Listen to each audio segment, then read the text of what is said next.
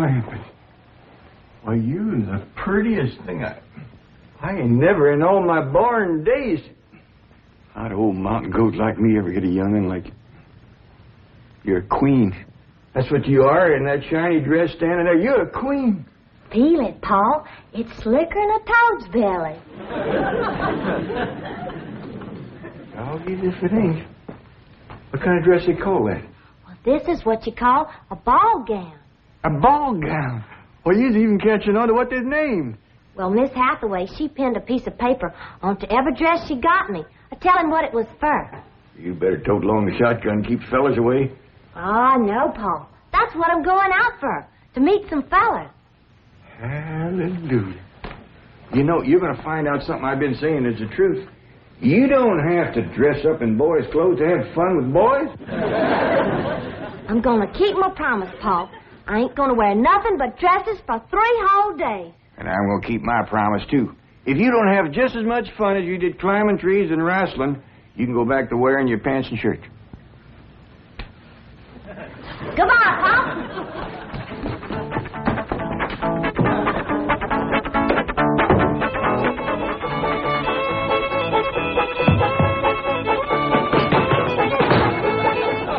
What you doing? Killing ants?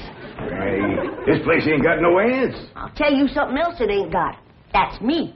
I'm going to pack up and go home. Now, wait a minute. Hold on there. This is home.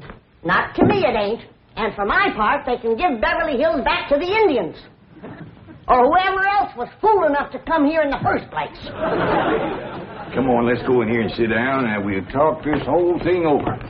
You just got your back up because the police made us get rid of all our cows and pigs and chickens and stuff.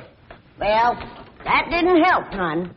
But if they don't allow folks to have stock, why have they got that all-fired fancy stock pen down there? Well, Granny, it turned out that there was something called a tennis court. What in tarnation is a tennis?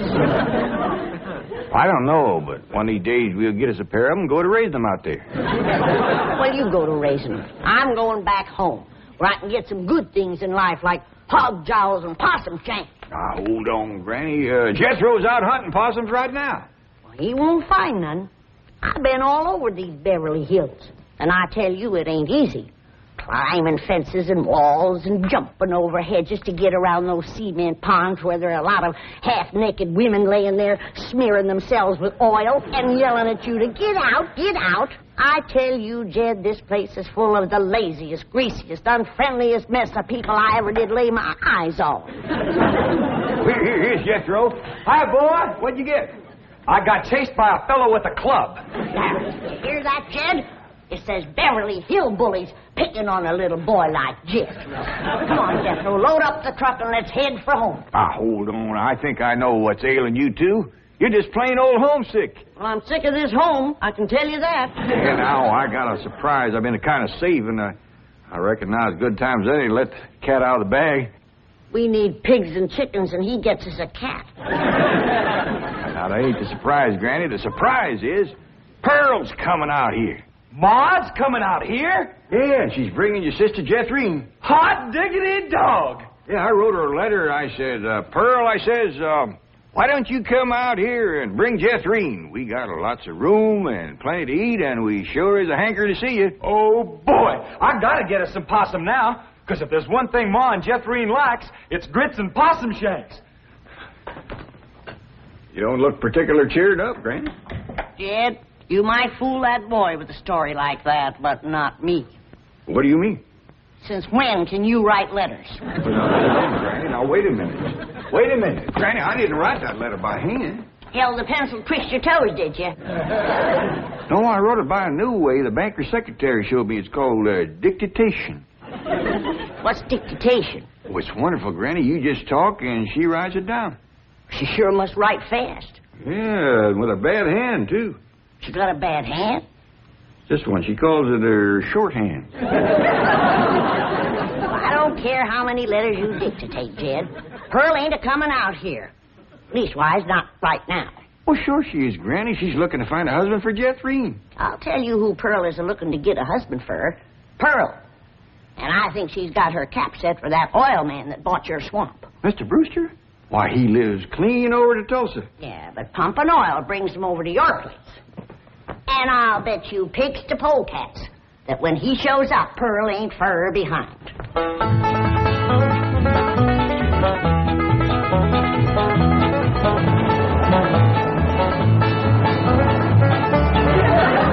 There he is.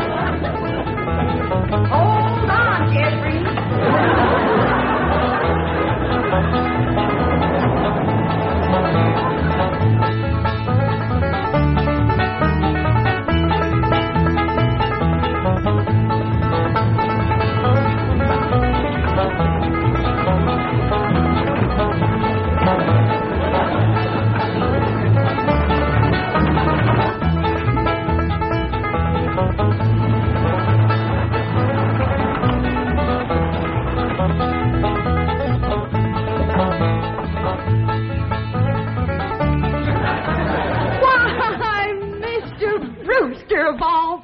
Fancy meeting you here. Small world, ain't it? Yes, it certainly is. Oh, this here's my daughter, Jethreen. This is Mr. Brewster, dear. I'm pleased to meet you, young lady. Hi. May I give you a hand, Mrs. Bodine? Oh, thank you. Stay in the buggy, dear. Careful now. There we are. Well, I see you girls are on your way to a Halloween party. What kind of party? Halloween. What's a Halloween? You don't celebrate Halloween here in the hills? Well, I never heard of it. What's it like? Well, it's an occasion where everyone gets dressed up in their most beautiful clothes. Oh, these old things, they're just something I threw together myself. Well, they look like they came from Saks. Well, they didn't. I made them with store-bought yard goods. Didn't I, Jethreen? Yes, sir. What brings you girls here on this beautiful Indian summer day? Following you. we was headed this way anyway. I promised to keep an eye on the old home place for Cousin Jed, remember? Mm. Oh, I hope he won't mind that I had a telephone put in the cabin. You see, we're using it as a sort of a field office. Oh, but he won't mind. Especially if you would show it to me and I could see for myself that there was no damage done to the cabin. Well, that's quite all right. Come along, huh? Stay in the buggy, dear. Well, perhaps you'd like to stretch your legs. They're long enough now. Jethreen's awful tall for her age. She takes after her father. Her late father, that is. I'm a widow. Yes, I believe you told me. Oh, that's right. That's when you told me you was a widower. Yes. You, still are, I suppose. A widower? No, yes. Stay in the buggy, dear.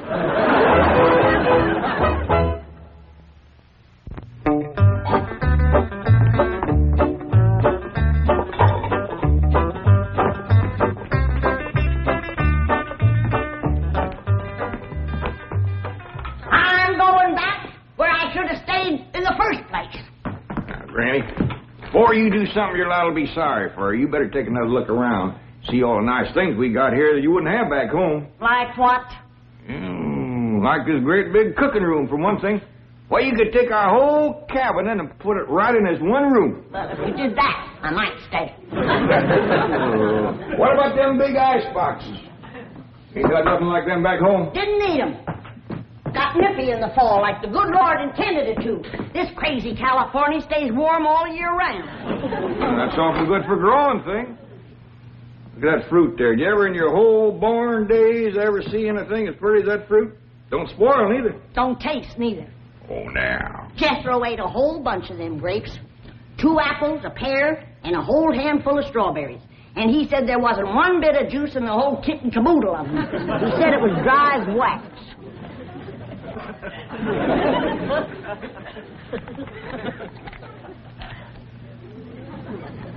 Here's a mighty dry and gummy. Maybe you ain't supposed to eat this fruit.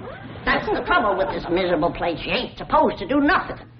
You ain't supposed to have cows or pigs or chickens. You ain't supposed to fire up the still and make a little moonshine whiskey. Answer me, what can you do in this Beverly Hills? Well, you can do lots of things, Granny. Things you couldn't do back home. Name one. Well, you can call up your friends on the telephone. No, you can't. Why not? Because we ain't got no friends, that's why not. There ain't been one neighbor come a-calling on us since we moved in here. Oh, so that's what's ailing you. Nobody's been coming to call. Well, now you got to remember what Pearl said. This here is Beverly Hills where the movie stars live. What's that got to do with it? What's that got to do with being friendly? Nothing. I just thought it might sidetrack you. Well, it didn't. Movie stars are people just like us, ain't they? Yeah, certainly prettier. Wouldn't it be worth waiting for if one of these days they come a knock on the door and we go to answer it, and we open up the door and standing there would be Mary Pickford. Mary Pickford? Yeah, with the golden curls hanging down her back and her pretty little rosebud mouth saying friendly things like, howdy there, I'm Mary Pickford. Oh, you'd say to that? I'd say, who's Mary Pickford? That's right. Granny, she's America's sweetheart.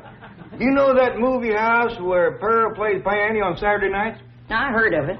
Well, she says little old Mary is everybody's favorite. Well, tell me this.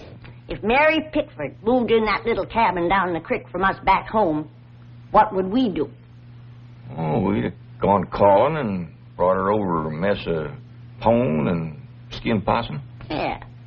And has Mary Pickford brought us a mess of pone and skinned possum? No, she ain't. You gotta remember, Granny, she probably spends 4 or 5 hours a day just fooling with and combing that beautiful curls hangs clear down Uncle to... Jam!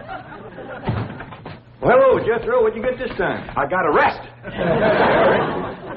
Yeah. Policeman, he took my gun away. He said they don't allow hunting in Beverly Hills. That does it. That does it. Then he pointed to old Duke here. He said, that dog had his rabies shot? And I said, no, sir, that dog ain't had nothing shot. I'm careful with a gun. What'd he say? He said, oh, a wise guy, huh? So he put Duke and me in his police car. But we jumped out and run. Oh, is Ma and Jeff Reen here yet? No, and they ain't a-coming. Now, if you want to see your ma and your sis, you pack up that truck, and you and me will skedaddle back home where folks is friendly. Now, Granny. Doggone if she ain't the muleyest little woman.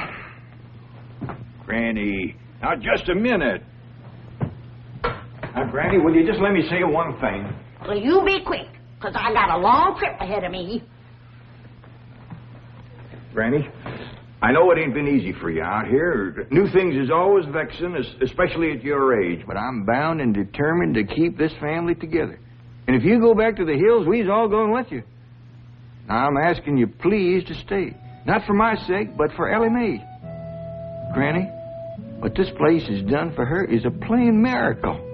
Why, that wild Injun has become a grand lady. I wish you could have seen her go out that door looking like a queen in a picture book. I tell you, I just wanted to sit down and bawl, the way you done when I married her ma. Now, she's just... She's out there now. Now, just wait, Granny. Wait till you see. In here, Ellie Mae. Huh? You sure was right. Well, Hobby, you don't have to wear boys' clothes to have fun with boys. May, you promised me you wouldn't wrestle. I ain't been wrestling. Now, what have you been doing in your ball gown? Doing what I'm supposed to do, playing ball.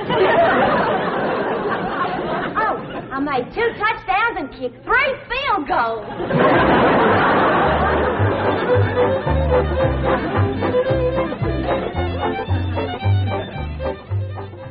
Well, your cousin certainly seems anxious for you to come to Beverly Hills, Mrs. Bodine. Will you? Mrs. Bodine? Yeah. Will you? Yeah. Will I what? Go to Beverly Hills to visit your cousin, Mr. Clampett. Oh, well, not right now. I'm awful busy. You see, I do fancy sewing and hat making and give beauty courses and personality building and music lessons. Then on Saturday, I play the piano over the movie show to Oxford. And then, of course, there are my young ones, Jethro and Jethreen. Of course, they're no trouble. Jethro's in California, and Jethreen, she's fixing to get married. Well, congratulations. When's the wedding? Soon as she finds a fella. Well, you certainly are a busy woman, Mrs. Bodine. Yeah. As Cousin Jed used to say, Pearly Tay, the fella that gets you sure don't have to worry about supporting you. This is the phone I was telling you about. It's called a field telephone. Now, with this, I can communicate directly with the men working at the drilling site.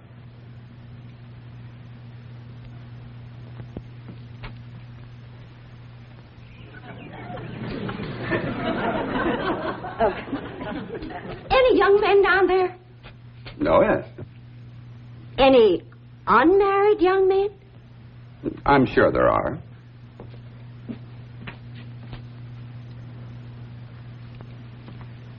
Any tall unmarried young men? Well, they're probably all sizes.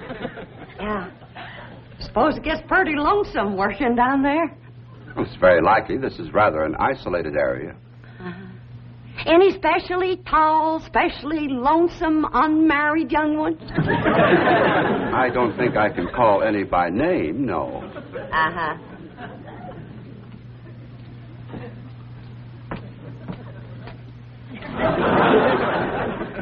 Well, I was just wondering.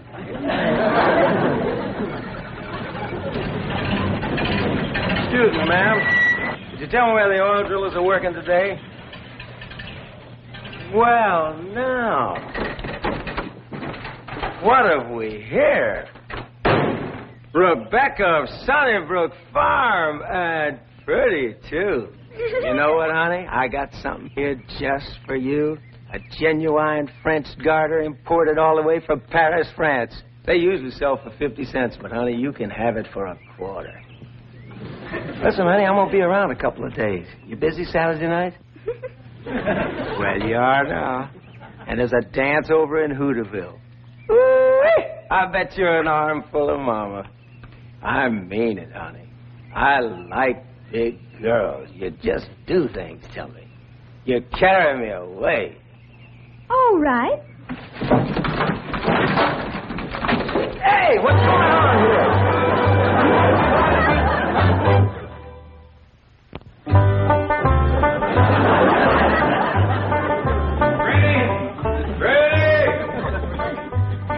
There you are. What are you doing? I'm figuring. And I figure best when I'm fishing. Ain't no fish in there.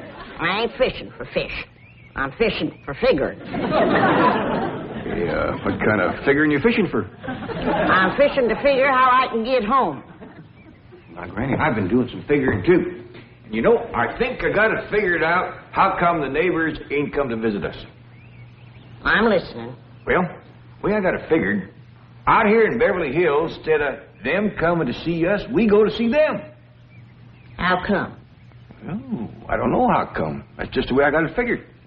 Mighty convenient figuring. Granny, it wouldn't do no harm and to give it a try. A lot of things is different out here. Well, I'll fish on it for a spell. Take possum. Feed like a whale. Who said there ain't fish in here? Well, that's the prettiest I ever seen. I gotcha, you rascal. I'm gonna throw you right in the frying pan. This thing ain't nothing but skin. That's your Beverly Hills for you. All flashy and show on the outside and nothing on the inside where it counts. Fish and people is two different things. We're going to calling on our neighbors, and then we'll do our judging.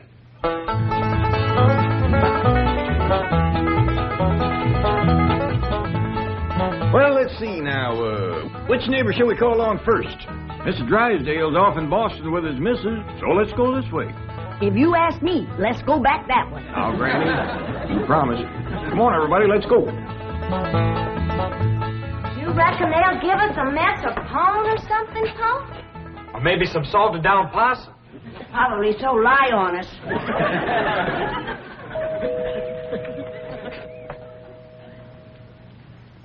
I'm not expecting anyone, Agnes. Oh, it's probably just some children playing trick-or-treat, ma'am. Howdy, ma'am. We's the clampett. You got something for us? Yes, sir.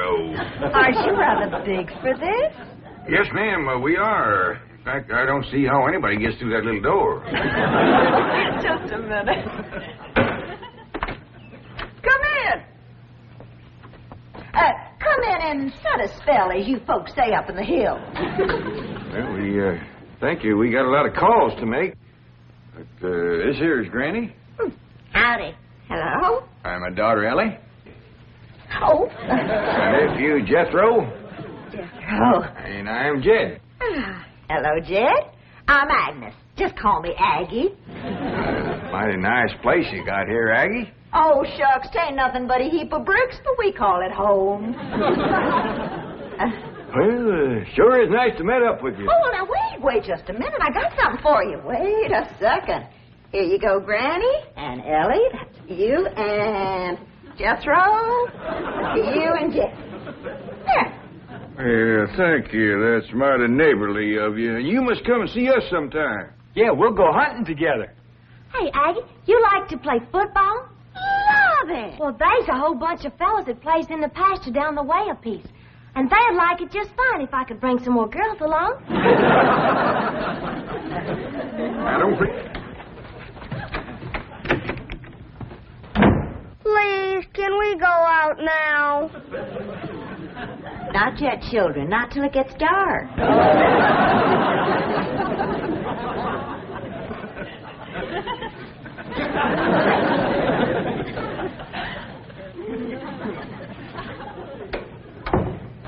Ain't that the most pitiful thing? Heart-rendering. Just heart-rendering. Nice-looking woman. Friendly as you please. But them young'uns is the homeliest I ever see. Wonder she didn't want to come a-calling on us. Yeah. Reckon I'd stay home, too, if my kids looked like that. I ain't never going to say a bad word about nobody. I know what you mean. Diggies, every house we went to, they was nice to us, wasn't they? Sure was, Dad. Hey, listen, everybody. I got an idea. Let's call up Cousin Pearl and tell her to come on out here. Uncle Jed, you can't call Ma on the telephone. Well, Mr. Drysdale said we could call anybody we had a mind to. Well, Ma, she ain't got no telephone at home. Don't matter. She ain't never home nohow. The way I look at it, you can't never tell what you can do until you try. Don't forget to spin the wheel.